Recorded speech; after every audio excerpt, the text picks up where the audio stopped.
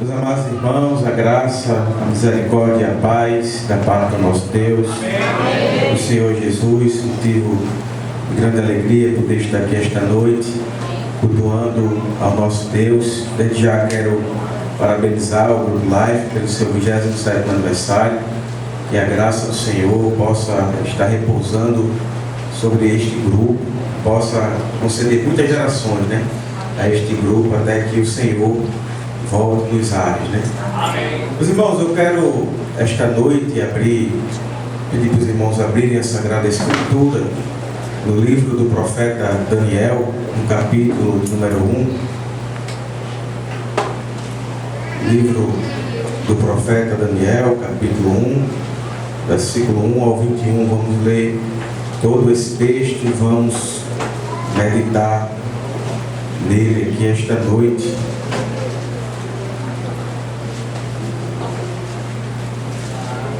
Temos muito a aprender com Daniel e seus amigos sobre como vencer o mundo estando no mundo, Ele está na Babilônia, mas ele não era da Babilônia, ele era do céu, como cidadão do céu, manifestou a vida do céu no meio da Babilônia. Assim diz a palavra: no ano terceiro do reinado de Jeoiaquim, rei de Judá, veio Nabucodonosor, rei de Babilônia, a Jerusalém e a sitiou. E o Senhor entregou nas suas mãos a Jeoiaquim, rei de Judá, e uma parte dos utensílios da casa de Deus. E ele os levou para a terra de Siná, para a casa do seu Deus, e pôs os utensílios na casa do tesouro do seu Deus. E disse o rei a Aspenaz, chefe dos eunucos, que trouxesse algum dos filhos de Israel e da linhagem real e dos príncipes, jovens em que não houvesse defeito algum, de boa aparência, e instruídos em toda sabedoria, e doutos em ciência e entendidos em conhecimento, que tivessem habilidade para assistirem no palácio do rei, e que lhes ensinasse as letras e a língua dos caldeus. E o rei lhes determinou a porção diária das iguarias do rei e do vinho que ele bebia, e que assim fossem mantidos por 3 anos, para que no fim destes pudessem estar diante do rei. E entre eles se achavam dos filhos de Judá, Daniel, Ananias, Misael e Azarias. E o chefe dos eunucos lhe pôs outros nomes, a saber, a Daniel pôs o nome de Beltesazar, e a Ananias o de Sadraque, e a Misael de Mesaque, e o de Azarias ao de Abednego. E Daniel propôs no seu coração não se contaminar com a porção das iguarias do rei, nem com o vinho que ele bebia. Portanto, pediu ao chefe dos eunucos que lhe permitisse não se contaminar. Ora, Deus fez com que Daniel achasse graça e misericórdia diante do chefe dos eunucos. E disse o chefe dos eunucos a Daniel: tenho medo do meu senhor, o rei, que determinou a vossa comida e a vossa bebida. Pois por que se veria ele os vossos rostos tristes do que os dos outros jovens da vossa idade? Assim porias em perigo a minha cabeça para com o rei. Então disse Daniel ao despenseiro, a quem o chefe dos eunucos havia constituído sobre Daniel, Ananias, Misael e Azarias: experimenta-te, pois peço-te os teus servos 10 dias, e que se nos dê legumes a comer e água a beber. Então se examine diante de ti a nossa aparência e a aparência dos jovens que comem a porção das iguarias do rei, e conforme vires, procederás para com os teus servos. E ele consentiu isso e os experimentou 10 dias. E ao fim dos 10 dias apareceram seus semblantes melhores, e eles estavam mais gordos de carne do que todos os jovens que comiam das iguarias do rei. Assim o despenseiro tirou-lhes a porção das iguarias e o vinho de que deviam beber, e lhes dava legumes. Quanto a estes 4 jovens, Deus lhe deu o conhecimento e a inteligência em todas as letras e sabedoria, mas a Daniel deu entendimento em toda visão e sonhos. E ao fim dos dias em que o rei tinha falado que os trouxessem, o chefe dos eunucos os trouxe diante de Nabucodonosor. E o rei falou com eles, e entre todos eles não foram achados outros tais como Daniel, Ananias, Misael e Azarias. Portanto, ficaram assistindo diante do rei. E em toda a matéria de sabedoria e de discernimento sobre o que o rei lhe perguntou, os achou 10 vezes mais doutos do que todos os magos, astrólogos que havia em todo o seu reino. E Daniel permaneceu até o primeiro ano do rei Ciro. Amém. Vamos orar, irmãos. Bendito Yahvé, Deus de Abraão, de Isaac e de Jacó. Senhor, estamos aqui esta noite adorando, engrandecendo, louvando o teu nome. Também te louvando por mais um ano de vida que o Senhor concede ao Grupo Life. Estamos, Senhor, aqui esta noite, neste momento, diante da tua palavra. Senhor, abra os nossos olhos para entender as maravilhas da tua palavra. Que teu Espírito, Senhor, possa agir em nosso meio com liberdade, nos trazendo a compreensão do texto sagrado, aplicando a verdade do texto, não apenas aos nossos ouvidos, mas também aos nossos corações, para que em tudo, ó Pai, não sejamos apenas ouvintes da tua palavra, mas também possamos ser praticantes. Fala conosco, Senhor, aqui esta noite, para a honra, glória do teu nome, para a nossa edificação e para o avanço do teu reino. Assim, Pai, nós oramos e te pedimos, confiados em Cristo Jesus. Amém e amém. Para sentar, meus irmãos.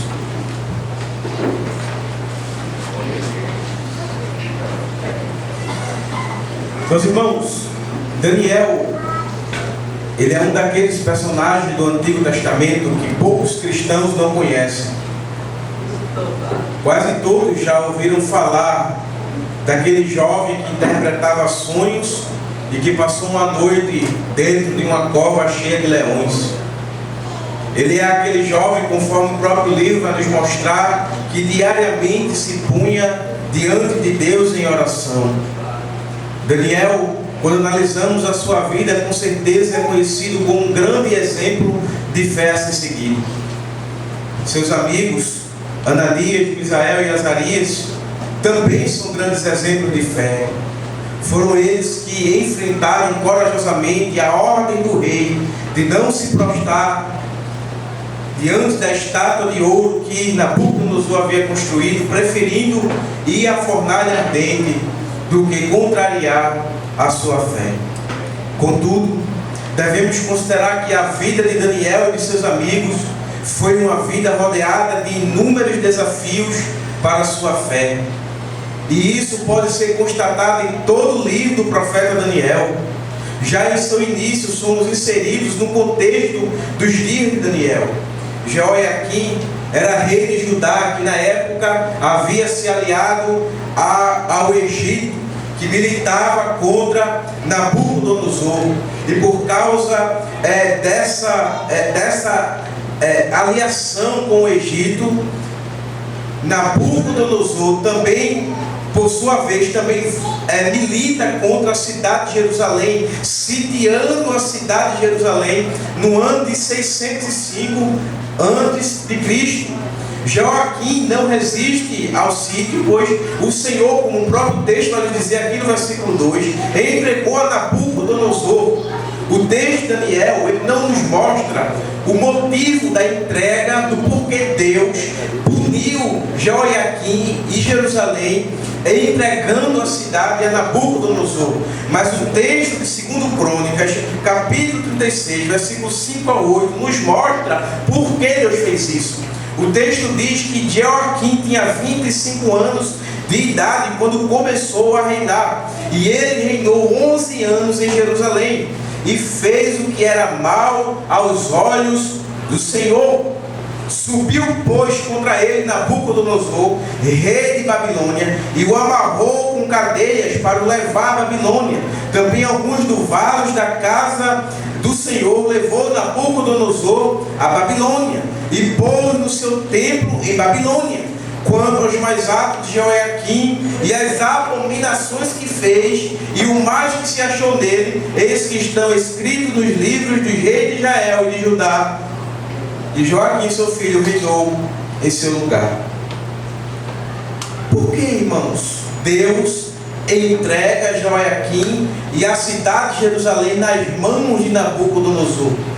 Porque Joiaquim fez o que era mal aos olhos do Senhor. Os pecados que ele cometera contra o Senhor foram tão terríveis que o cronista chama os atos de Joiaquim de abominações. De modo que podemos ver que Deus havia o reprovado, não somente no fato dele ter sido entregue aos babilônios, mas no fato de até mesmo os utensílios do templo terem sido levados e colocados na casa do tesouro da divindade adorada pelos babilônios, o Deus de Marduk.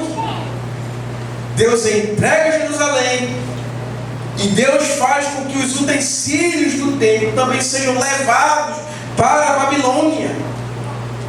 Deus, irmãos, não está apenas punindo o rei, mas está punindo também todo o povo de Jerusalém. Nós devemos nos lembrar que nos dias do rei Joaquim, não apenas o rei fazia o que era mal aos olhos do Senhor, mas todo o povo havia apostatado na sua fé. Leia a profecia de Abacuque, leia a profecia de Osé, você vai ver que o povo de Deus havia abandonado os caminhos do Senhor. E por causa disso, Deus levanta Nabucodonosor para punir o seu povo por causa da sua iniquidade. E é exatamente no meio de tudo isso, da punição do Senhor, do chicote da Babilônia, que Aspenaz, chefe dos eunucos,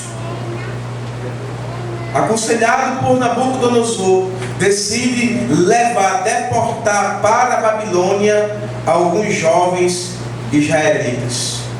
Estes jovens irmãos, conforme podemos ver aqui no relato dos primeiros 7 versículos, eles não poderiam ter nenhum defeito físico. Eles deveriam ter uma boa aparência. Eles deveriam ser sábios e dotados de conhecimento nas ciências dos seus dias. Tudo isso era necessário, pois estes jovens estariam servindo diante do rei Nabucodonosor. Era comum, irmãos, na Babilônia naqueles dias, quando conquistavam um povo, pegar jovens da nação e trazer para o palácio de Nabucodonosor, do rei da Babilônia, para que estes jovens pudessem servir o rei caldeu Nabucodonosor. O texto também vai nos mostrar que esses jovens, eles seriam instruídos nas letras e nas línguas dos caldeus, ou seja, eles aprenderiam o idioma falado na Babilônia, que era o acadiano, mas também estudariam a literatura babilônia, aprendendo a cultura e a religiosidade daquele povo. Não somente isto, mas até mesmo a alimentação dos jovens deportados seria uma dieta rigorosamente determinada pelo rei, a qual deveriam se submeter por 3 anos, e somente após passarem por todo esse processo, durante 3 anos, é que eles se apresentariam diante do rei Nabucodonosor. Outra coisa que nós percebemos, irmãos, é que dentre os jovens escolhidos estavam 4 dos filhos de Judá, que são Daniel, Ananias, Misael e Azarias. Estes 4 passariam pelos requisitos determinados e passariam os próximos 3 anos de suas vidas em constante aprendizado e preparo para se apresentarem e servirem diante de Nabucodonosor. De imediato, o texto revela: esses 4 jovens tiveram seus nomes trocados por outros, algo que era comum fazer com exilados para evitar complicações com nomes estrangeiros. Mas nós também, irmãos, ao olhar para todo o contexto aqui do capítulo 1, devemos considerar que a mudança do nome de Daniel, Azarias, Misael e Ananias, ela tem um caráter pedagógico para aqueles que o receberiam. E no caso de Daniel e seus amigos, era um processo de culturação. Aqueles jovens, eles eram jovens israelitas, que viviam dentro de uma sociedade que adorava um único Deus, o Deus vivo e verdadeiro, monoteísmo. Eles agora estão em uma terra pagã, onde se há adoração de muitas divindades, e de maneira bastante simbólica, estes homens, esses 4 jovens, recebem nomes que sugerem justamente esta ideia de muitas divindades. Por exemplo, o nome que Daniel recebe é Beltesazar, que significa: ó Senhora, protege o rei, fazendo alusão à esposa da principal divindade da Babilônia, que era o deus Marduk. Ananias recebe o nome de Sadraque, que significa: sou muito temeroso. E a ideia aqui é que ele deveria ser temeroso às divindades da Babilônia. Misael recebe o nome de Mesaque, que significa: eu não tenho valor. Ele está mostrando que aquele jovem na sociedade babilônica não tinha valor algum diante daquela sociedade. Por fim, Azarias recebe o nome de Abidnego, que significa servo daquele que brilha, fazendo alusão à divindade babilônica Tabu. Então vejam, irmãos, que existe um processo de culturação, de aculturação naqueles jovens. Eles eram jovens israelitas, tinham uma cosmovisão, e agora a Babilônia quer mudar a cosmovisão daqueles jovens. Esses 4 jovens haviam sido tirados da sua casa e arrastados para uma terra que não conheciam, com uma cultura diferente, leis diferentes e divindades diferentes. E a primeira coisa que seus captores fizeram foi querer mudar a sua identidade. Como esses jovens vão se comportar diante das investidas dos seus captores? Como demonstrarão sua fé em Deus em um mundo imerso de paganismo? De que modo servirão a Deus uma cultura hostil à sua fé? Os versículos 7 ao 16, eles têm muito a nos ensinar a respeito de como estes jovens se portaram e receberam a bênção do Senhor por causa da sua conduta.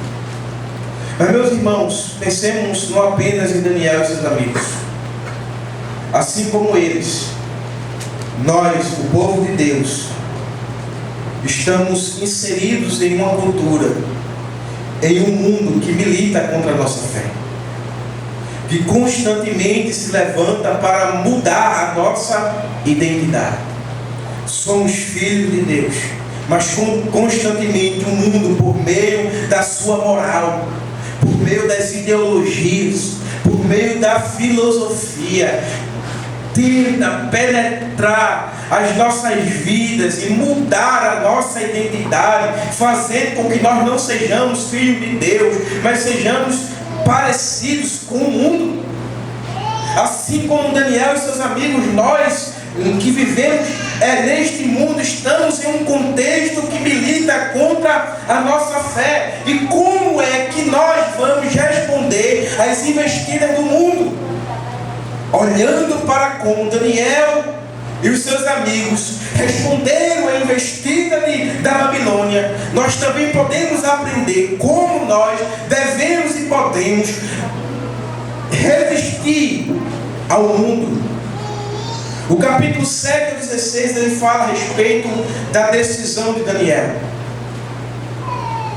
Veja: e o chefe de Zanuco lhe pôs nomes, a saber, a Daniel de Beltesazar, e a Ananias de Sadraque, e a Misael de Mesaque, de Azarias, de Abednego. E Daniel propôs no seu coração não se contaminar com a porção de iguaria do rei, nem com o vinho que ele bebia. Portanto, pedia aos chefes eunucos que lhe permitissem não se contaminar. O texto nos mostra algo interessante que deve ser analisado. Daniel, ele recebeu um novo nome, e ele receberia uma educação dentro dos moldes pagãos da Babilônia. E em nenhum momento nós vemos Daniel se opondo a isso. O chefe dos eunucos diz: olha, Daniel, o seu nome agora é Belsazar. Ele não se opõe. Ele diz: você vai ser educado nas letras e na língua dos caldeus. E ele também não se opõe. Mas é interessante que Daniel ele se opõe a uma coisa: a dieta ordenada pelo rei. A princípio, irmãos, parece que Daniel está sendo infiel e depois está sendo fiel à sua fé. A questão ela deve ser analisada levando em consideração o que motivou Daniel a não se submeter à dieta do rei. Por que, irmãos? Daniel não submeteu à dieta do rei, mas não viu nenhum problema em submeter ao novo nome e à educação pagã que ele receberia.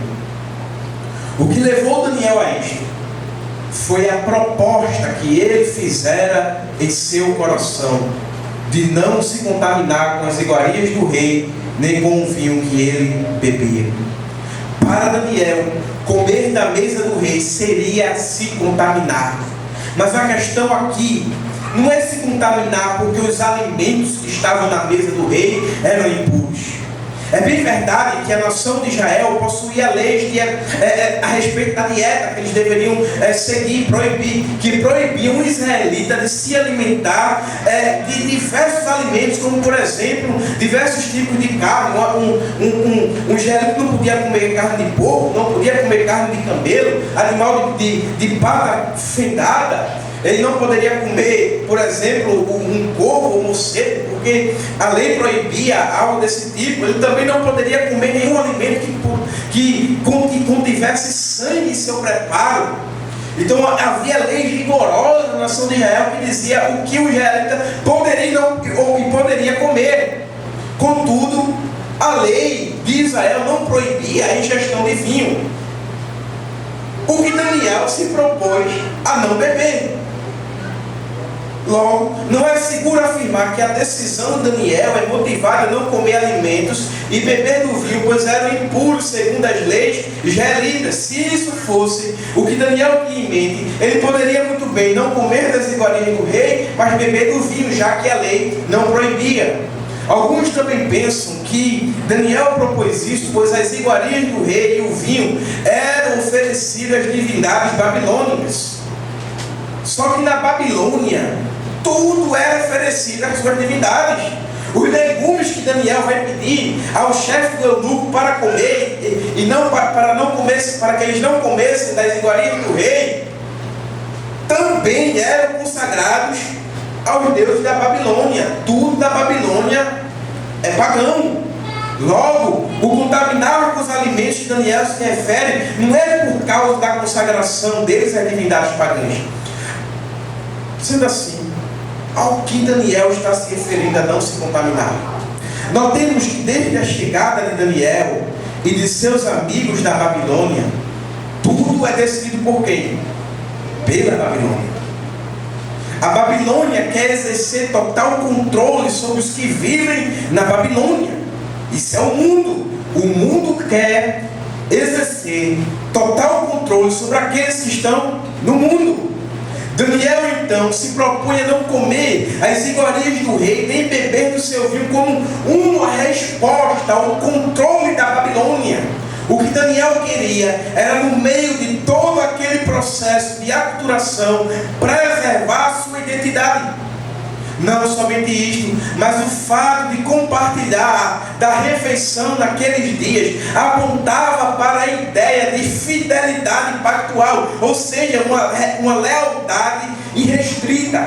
Daniel era um servo do Senhor e, como tal, não poderia dar sua lealdade à Babilônia, pois ela pertencia a Deus. Se Daniel desse a sua lealdade à Babilônia, ele não poderia se opor às suas deliberações. Ele teria que fazer tudo quanto a Babilônia ordenasse. Daniel não quer compartilhar da mesa do rei, porque a mesa do rei, compartilhar da mesa do rei, implica essas coisas, em estar comunicando que ele é um servo leal em todas as coisas. Mas a princípio, Daniel, ele não é um servo leal à Babilônia, ele é um servo leal ao Deus vivo, e como tal, ele não pode oferecer toda a sua lealdade a Nabucodonosor. Se ele fizesse isso, irmãos, ele não poderia fazer o que está escrito lá no capítulo 6, versículo 5 ao 11. Veja o que diz o texto. Então estes homens disseram: nunca acharemos ocasião alguma contra este Daniel, se não acharmos contra ele na lei do seu Deus. Então estes presidentes e príncipes foram juntos ao rei e disseram-lhe assim: ó rei Dario, vive para sempre. Todos os presidentes do rei, os capitães e príncipes, conselheiros e governadores concordaram em promulgar um edito real e confirmar a proibição de que qualquer que, por espaço de 30 dias, fizer uma petição a qualquer Deus ou a qualquer homem, a não a ti, ó rei, será lançado na cova dos leões. Agora, pois, ó rei, confirma a proibição e assina o edito para que não seja mudado, conforme a lei dos médios e dos persas, que não se pode revogar. Por esta razão, o rei Dario assinou o edito e a proibição. Daniel, pois, quando soube que o edito estava assinado, entrou em sua casa. Ora, havia no seu quarto janelas abertas do lado de Jerusalém, e 3 vezes ao dia se punha de joelhos e orava e dava graça diante do seu Deus, como também antes costumava fazer. Então aqueles homens foram juntos e acharam Daniel orando e suplicando diante do seu Deus. Meus irmãos, se a fidelidade de Daniel está com o rei, está com aquele que governa, está com a nação que está governando, ele não poderia se opor a ela. Ele se dobraria ao edito de Dario e não oraria ao seu Deus, mas diante do edito, da ameaça da sua fé, Daniel ele a preserva, e ao invés de seguir aquilo que Dario estava propondo, ele vai para o seu quarto, mesmo sabendo que era passivo de morrer, e se ajoelha, como sempre fizera. A lealdade de Daniel estava no Senhor e não nos governantes. Eis a razão dele propor em seu coração não se contaminar com as iguarias do rei e o vinho. Daniel está dizendo que é um servo do Deus vivo no meio da Babilônia. Daniel, ele pode estar na Babilônia, mas ele sabe quem é o seu Deus. De modo semelhante, nos encontramos com Daniel. Vivemos no mundo, a nossa Babilônia, mas não podemos estar alinhados com os valores do mundo, pois a nossa felicidade, fidelidade não é com o mundo, mas com Deus a quem servimos. E nós, irmãos, precisamos ter em nossas mentes isto bastante claro. Daniel sabia quem servia, e isso moldou a conduta de Daniel. Nós estamos no mundo e nós precisamos saber em quem nós temos crido, porque se nós não sabemos em quem nós temos crido, o mundo e as paixões do mundo nos tragarão, nos seduzirão, e quando nós menos esperarmos, nós estaremos agindo como o mundo e o que há no mundo.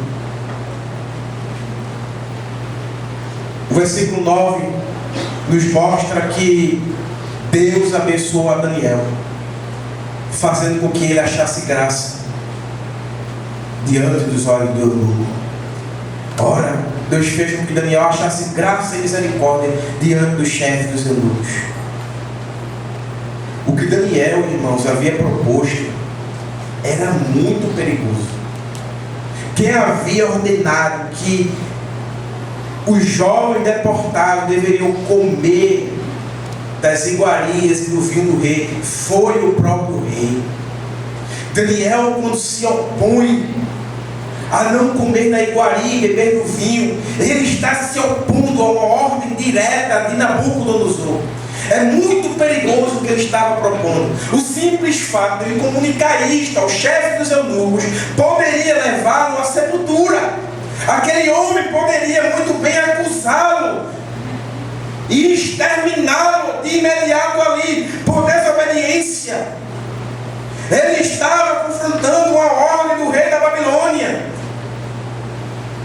A sua decisão poderia trazer sobre ele graves consequências. Mas o que vemos no decorrer da narrativa é que Deus foi com Daniel lhe concedendo graça diante do chefe dos eunucos. Sabe o que é que eu aprendo aqui? É que Deus agracia todos aqueles que se propõem a serem fiéis a Ele, independente das circunstâncias. O que é que Deus requer do seu povo? Obediência, irmãos. Deus quer do seu povo fidelidade. E quando Deus encontra a fidelidade no seu povo, a boa mão dele repousa sobre nós. Não é isso que diz 1 Samuel 2,30, na última parte? Porque os que me honram, honrarei, porém os que me desprezam, serei desprezado. Deus honra, irmãos, aqueles que o honram, mas despreza aqueles que o desprezam.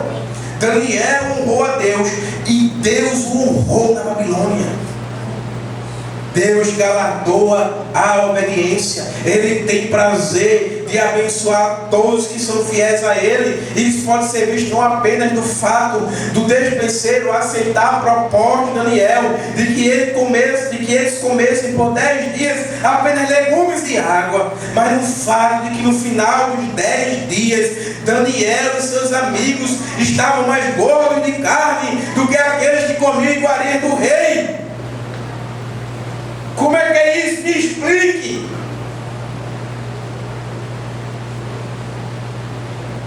Me explique isso.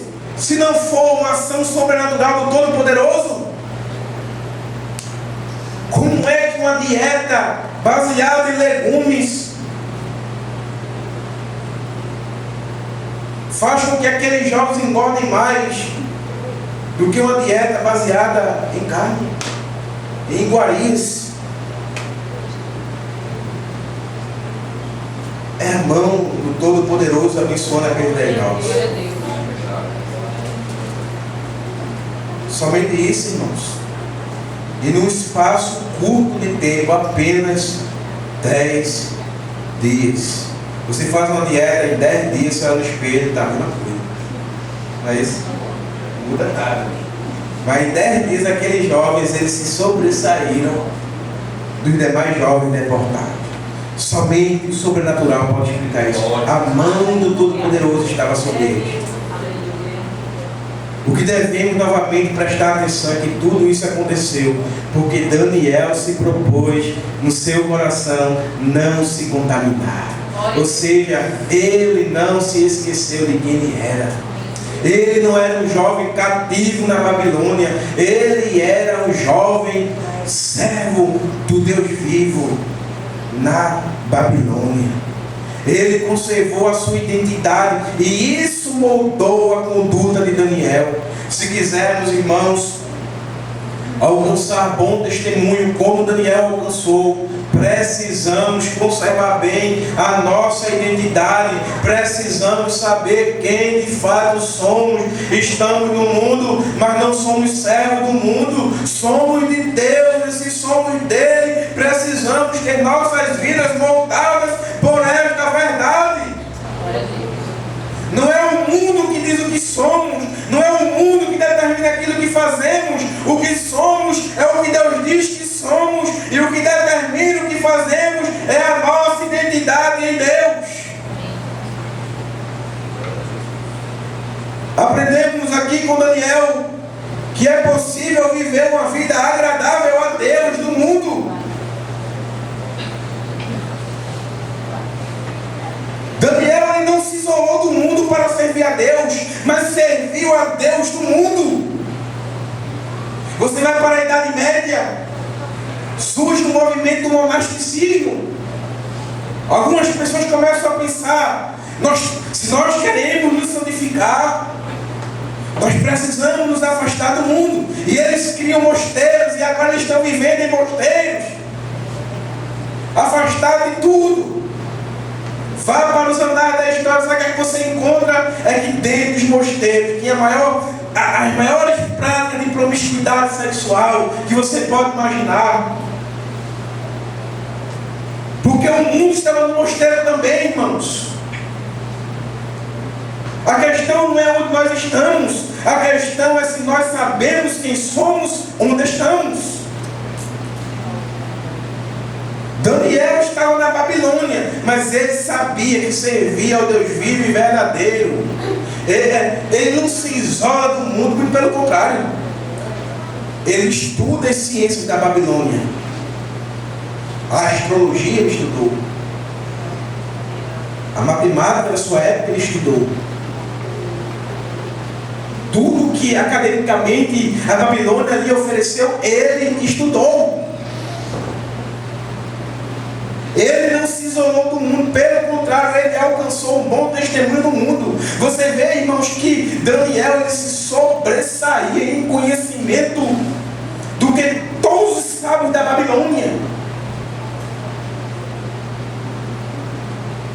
Ele demonstrou que mesmo no mundo era possível ser um servo fiel do Senhor.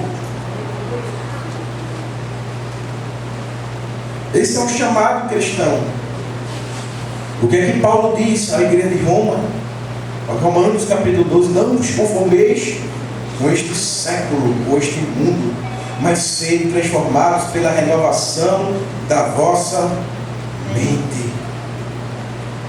O mundo, irmãos, sempre tem algo a nos oferecer. O mundo, irmãos, sempre está minando a nossa fé, sempre está sugerindo um caminho oposto da nossa fé. Mas diante das seduções, das propostas do mundo, o que é que nós devemos fazer? Não nos conformar a ele. Nós não somos produto da cultura do mundo, nós não somos produto da filosofia mundana, nós não somos produto de uma ideologia humana. Não! A igreja, o servo do Senhor, ela é produto da graça de Deus.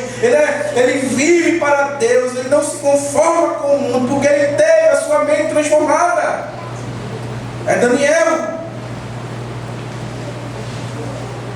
A grande questão de Daniel, e aqui é a questão fundamental para nós entendermos o versículo 8, é que ele sabia quem amava. A decisão dele não foi uma decisão motivada por emocionalismo, mas foi uma decisão do coração. Ele propôs em seu coração não se contaminar.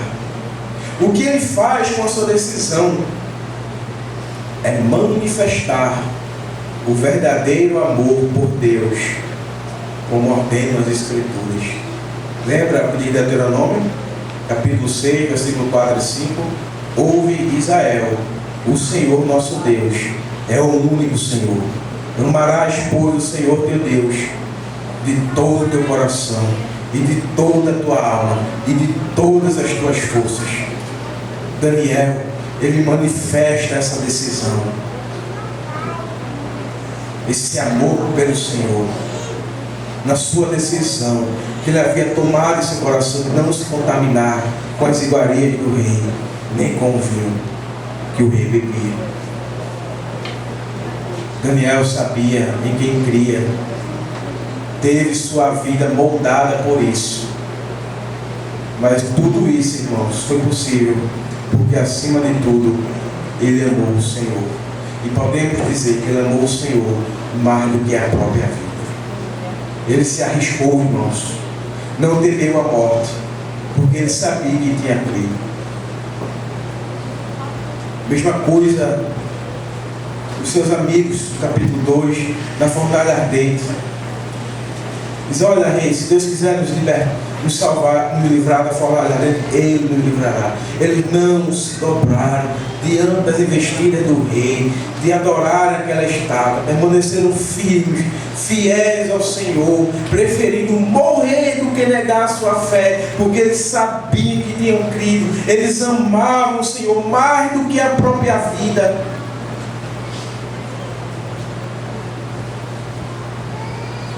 Os versículos 17 ao 21, eles nos mostram a conclusão.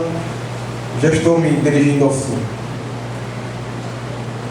O desfecho do capítulo 1 do livro de Daniel, ele é marcado com a manifestação da graça e da bondade de Deus sobre aqueles 4 jovens que decidiram conservar suas identidades na Babilônia.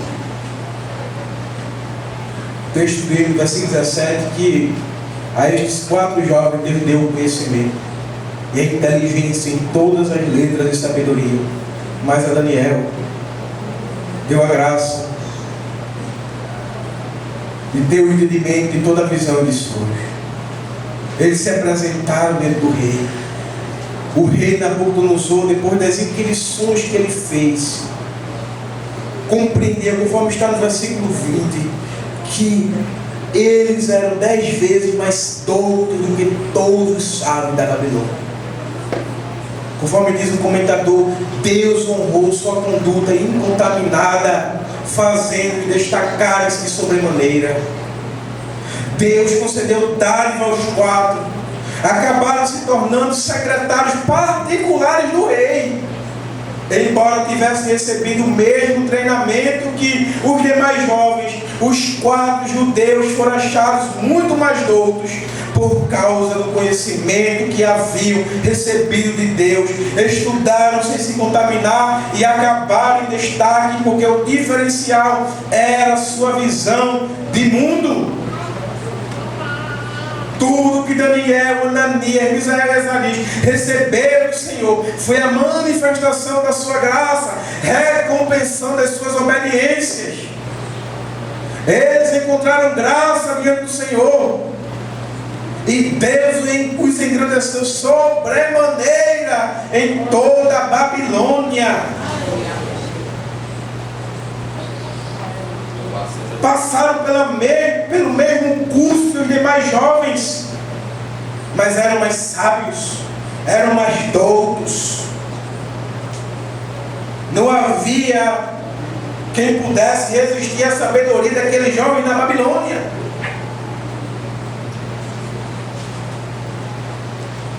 Foram convidados pelo próprio rei, diante da sabedoria que o rei viu, a assistirem ele, a serem seus serviçais particulares que estavam proximamente ligados a ele.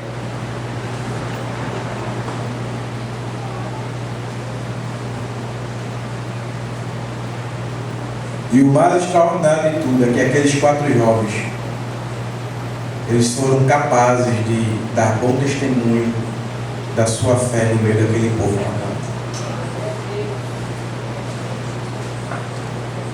Eles não se afastaram do mundo, se isolaram do mundo,